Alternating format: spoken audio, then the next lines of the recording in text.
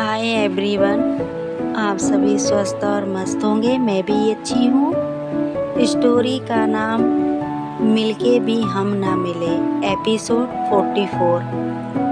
अब तक आपने सुना था कि प्रांजल, सिया और छवि बाथरूम से बाहर आ जाते हैं। छवि कहती है, यार कोई बताएगा ये चल क्या रहा है और तुम लोग यहाँ तक कैसे पहुँचे हो। प्रांजल बोलती है, चिल यार, बहुत लंबी कहानी है और किसी दिन सुनाएंगे। छवि कहती है, देख मैं तेरा सिर फोड़ दूंगी, सीधे सीधे बता, नहीं तो ये क्या लगा रखा है। लंबी स्टोरी है, लंबी स्टोरी है, सुना तभी तो पता चलेगा। प्रांजल बोलती है, यार तू भड़क क्यों रही है, हम आराम से भी बात कर सकते हैं ना। छवि कहती है, तू बता रही है कि नहीं। प्रांजल बोलती है, ओके यार बता रही हूँ। इधर सिया अपना मुंह फुलाकर बैठी होती है। उसका ध्यान इन दोनों की बातों पर नहीं जा रहा होता। वो तो मैडम अपनी अलग ही दुनिया में खोई होती हैं। उनके दिमाग में एक ही चीज चल रही होती है कि क्या प्रांजल और छवि के बीच में कुछ है। वो बहुत डिस्टर्ब होती है। छवि की नज़र उस पर पड़ती है।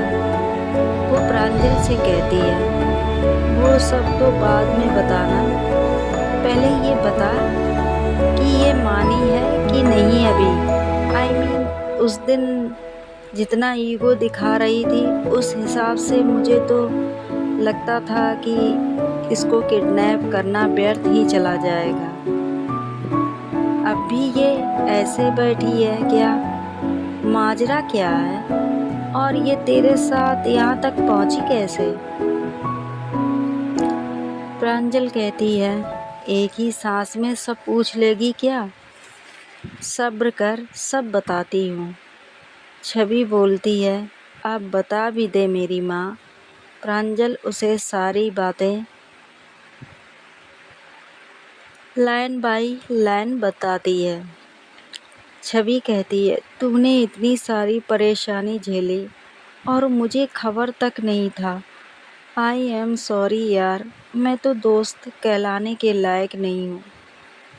प्रांजल बोलती है, तूने जितना मेरा साथ दिया है ना, उतना कोई नहीं देता।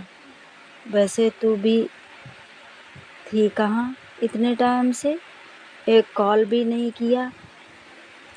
छवि बोलती है, यार क्या बताऊँ, मैं भी बहुत बड़ी प्रॉब्लम में फंसी हुई थी।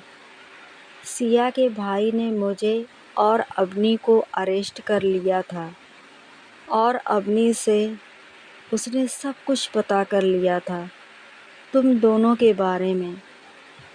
उसने मेरे पीछे अपने आदमी लगाए थे।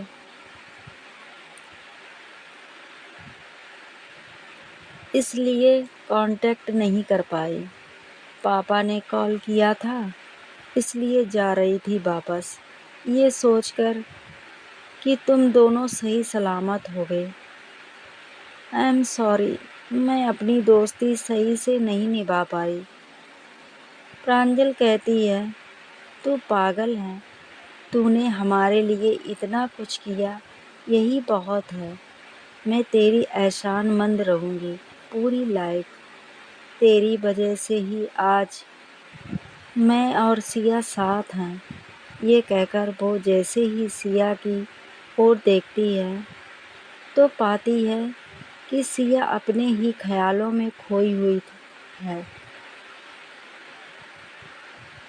वो उसे थोड़ा सा हिलाती है और कहती है, हेलो, आर यू ओके ना।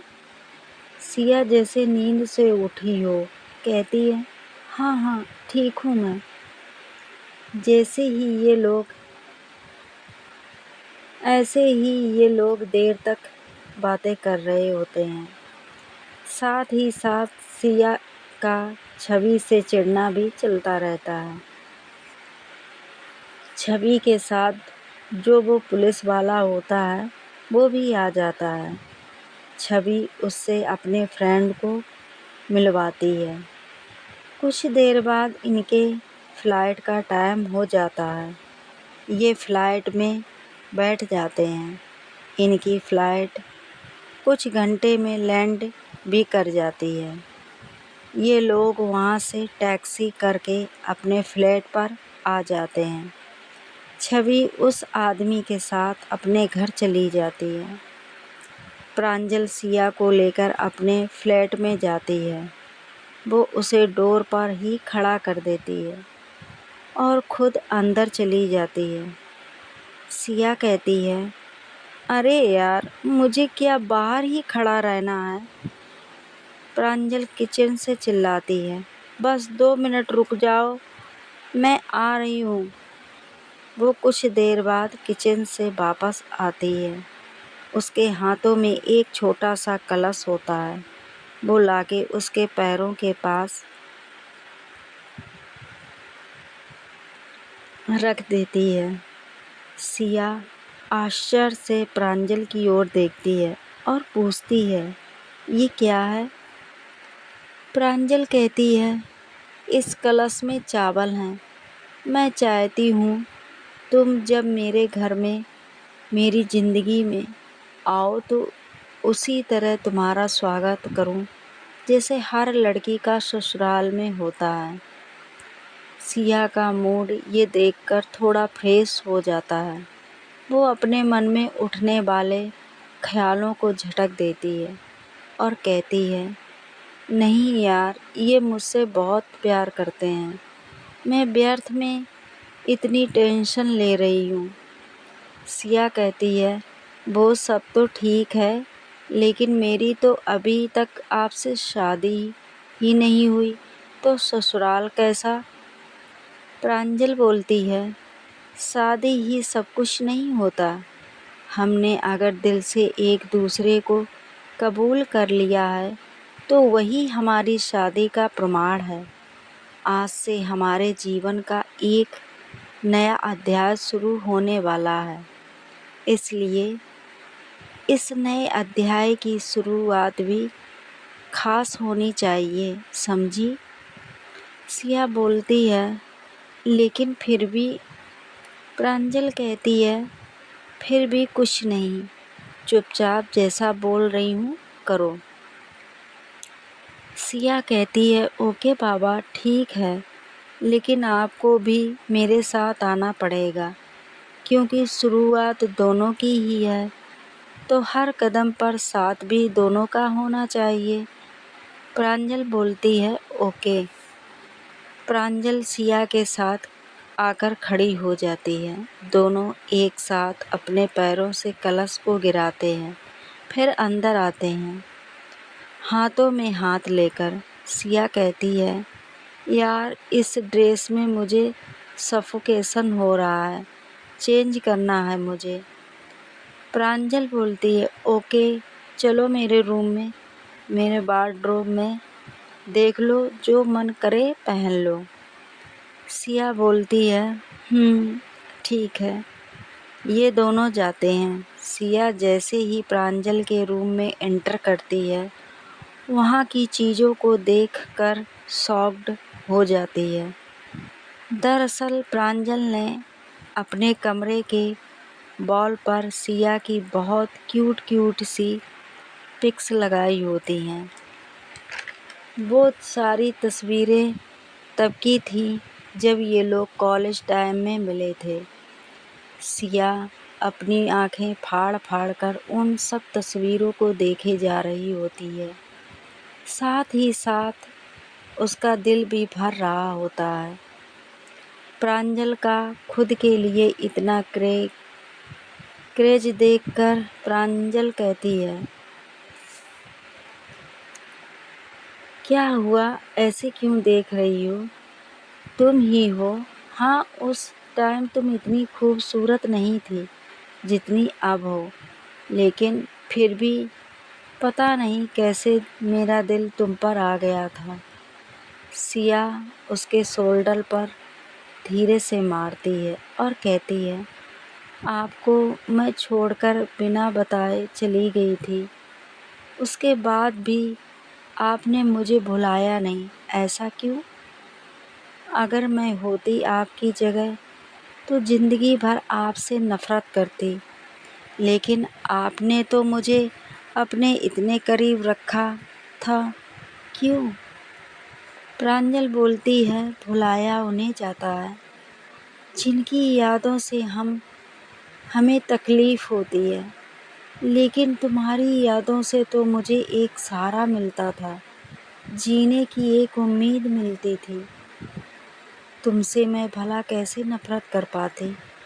कहते हैं जिनसे हम प्यार करते हैं उनसे हम कभी नफ़रत नहीं कर पाते। सिया कहती है, आपको कभी ऐसा नहीं लगा कि मैं अब कभी नहीं मिलूँगी आपसे? ये सब फुटेज लगाना पागलपन है। प्रांजल उसके फेस को पकड़ती है और कहती है, मुझे नहीं लगा, लेकिन छवि ज़रूर कहती थी कि मैं पागलपन कर रही हूँ। तुम मुझे कभी नहीं मिलोगी। अब मुझे ज़िंदगी में आगे बढ़ जाना चाहिए, लेकिन मेरा दिल ये मानने को कभी तैयार ही नहीं हुआ। सिया जैसे ही छवि का नाम सुनती है, उसके माइंड में सारी बातें फिर से क्लिक करने लगती हैं। वो प्रांजल को साइड करके वार्डरोब की तरफ चली जाती है। प्रांजल को कुछ समझ नहीं आता कि इसे क्या हुआ। फिर सोचती है, हो सकता है इतनी दूर का सफ़र करके थक गई हो, इसे फ्रेश होने देते हैं। सिया जाकर प्रांजल का वार्डरोब खोलती है।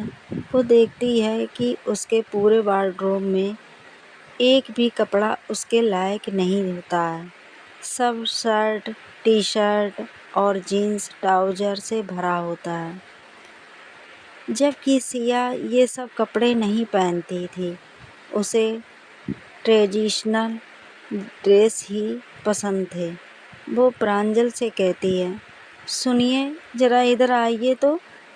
प्रांजल उसके पास जाती है और कहती है, क्या हुआ? सिया बोलती है, मैं क्या पहनूं इसमें से? इसमें तो मेरे लायक कुछ है ही नहीं। प्रांजल कहती है, यार इतने सारे ड्रेस हैं, पहन लो कोई भी। सिया बोलती है, आपका दिमाग सही है ना? मैं ये सब लड़कों वाले कपड़े पहनूं? प्रांजल कहती है, अरे जान, ये लड़कों वाले कपड़े नहीं हैं, ये मेरे कपड़े हैं, पहन लो इसमें से कोई भी। सिया बोलती है, यार मैं आपको कैसे समझाऊं? देखो मैं ये नहीं पहन सकती, मैं एक लड़की हूँ, मैं ये कैसे पहन सकती हूँ? प्रांजल कहती है, व्हाट डू यू मीन? तुम लड़की हो, मैं क्या लड़का हूँ? मैं भी लड़की ही हूँ। सिया बोलती है, आप समझ नहीं रहे, ये सब आप पर अच्छा लगेगा लेकिन मुझ पर सूट नहीं करेगा। Try to understand. प्रांजल कहती है, जब मुझ पर अच्छा लगता है तो तुम पर अच्छा क्यों नहीं लगेगा? सिया को बहुत गुस्सा आता है। वो झुलझुलाते हुए कहती है, आप पर अच्छा इसलिए लगता है क्योंकि आप हमारे रिश्ते में मेल कैटेगरी में हो। मैं आपको अपने पति के रूप में देखती हूँ। मुझ पर अच्छा इसलिए नहीं लगेगा क्योंकि मैं खुद को इस रिश्ते में फीमेल कैटेगरी में मानती हूँ और खुद को आपकी पत्नी के रूप में देखती हूँ। अब आया कुछ समझ में? प्रांजल ये सुनकर बिल्कुल शर्मा जाती है और अपनी नज़रें इधर उधर करने लगती है। अब देखते हैं आगे क्या होता है। आप सबको स्टोरी कैसी लग रही है ज़रूर बताइएगा। Bye bye, see you.